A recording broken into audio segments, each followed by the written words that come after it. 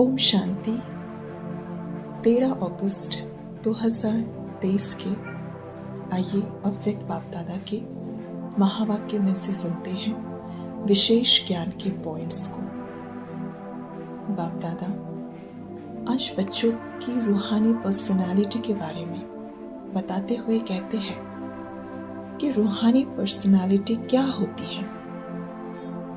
रूहानी पर्सनालिटी जिसके अंदर सरलता, निर्माणता, पवित्रता, ये सभी बातें होती हैं। बाहर दुनिया के हिसाब से शरीर की पर्सनालिटी, पोजीशन की पर्सनालिटी आदि की बातें होती है, और यहाँ हम ब्राह्मण बच्चों के चेहरे चलन में प्योरिटी की पर्सनालिटी, यही है रूहानी पर्सनालिटी।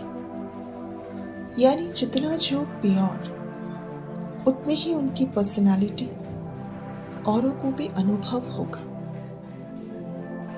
फिर बाबा हम बच्चों को सारे कल्प में हमारे पाठ को याद कराते हुए कहते कि हम आत्मा का अनादि, आदि का पाठ, मध्य का पाठ और अंत काल का ये पाठ, इन सभी पाठ को प्ले करते हुए हम बाबा के बच्चे कितने श्रेष्ठ और भाग्यवान हैं कि हर काल में हमारा जन्म कितना श्रेष्ठ है। तन से हम अच्छे होते हैं, मन, बुद्धि, धन, संबंध से। अब हमें इन सब की स्मृतियों में रहना है। अपनी पवित्रता की पर्सनालिटी को सदा ही इमर्ज रूप में हमें स्मृति में रखना है, क्योंकि श्रेष्ठ स्मृति ही समर्थी जीवन का आधार है, समर्थ जीवन का। और जहां समर्थता होती है वहां माया आ ही नहीं सकती। समय की समीपता होने से पहले, या फिर यूं कहें समाप्ति होने से पहले, हमें मायाचित बनना है। इसलिए बहुत काल का बाप दादा कहते बच्चों को अभ्यास करना चाहिए कि मैं आत्मा हूं, मैं आत्मा हूं। और जैसे ही कहा, सोचा कि मैं आत्मा की अनुभूति होनी चाहिए। फिर बाबा ने ये भी बताया जिसकी ऊंची पर्सनालिटी होती है उनकी आंखें कहीं नहीं डूबती। ये क्या कर रहा, ये क्यों कर रही। साथ साथ दूसरे की प्राप्तियों में भी ऊंची पर्सनालिटी वालों की आंखें नहीं जाती। रूहानी पर्सनालिटी वाले प्योरिटी से संपन्न होंगे। प्योरिटी की रियल परिभाषा है कि वो आत्मा सदा स्वच्छ, सत्य, सरा भी व्यर्थ बातें उनके मन बुद्धि में नहीं होंगी।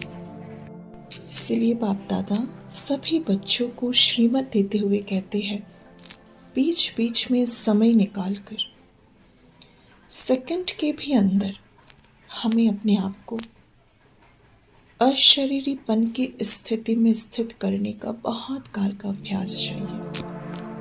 क्योंकि जितना हम बहुत काल का अभ्यास कर उस समर्थता को अपने अंदर जमा करेंगे, उतने ही बहुत काल हम राज्य भाग्य की भी प्राप्ति करते हैं।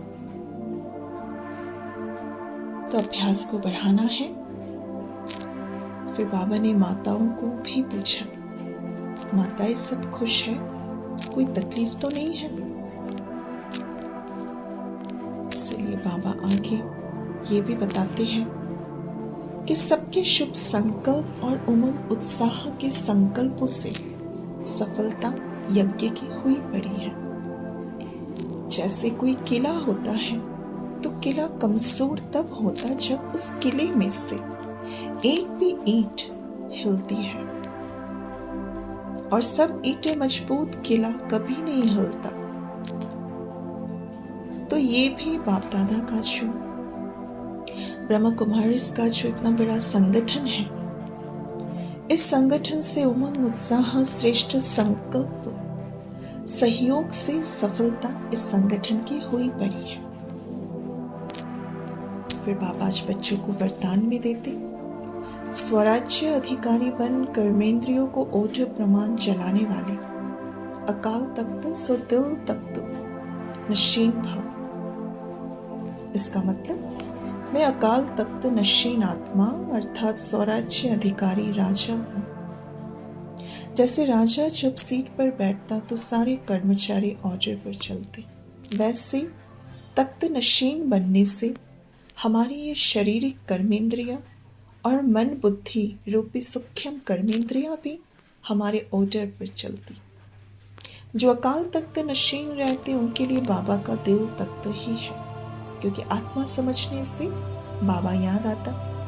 फिर ना देह के संबंध पदार्थ कुछ याद नहीं रहता। जब बाबा याद रहता तो हम बाबा के दिल में हैं, और जो बाबा के दिल में होते हैं वो सदा सेफ्टी के डब्बे में वैसे ही है। आज का श्लोगन, निर्णय करना, परखना, ग्रहण करना।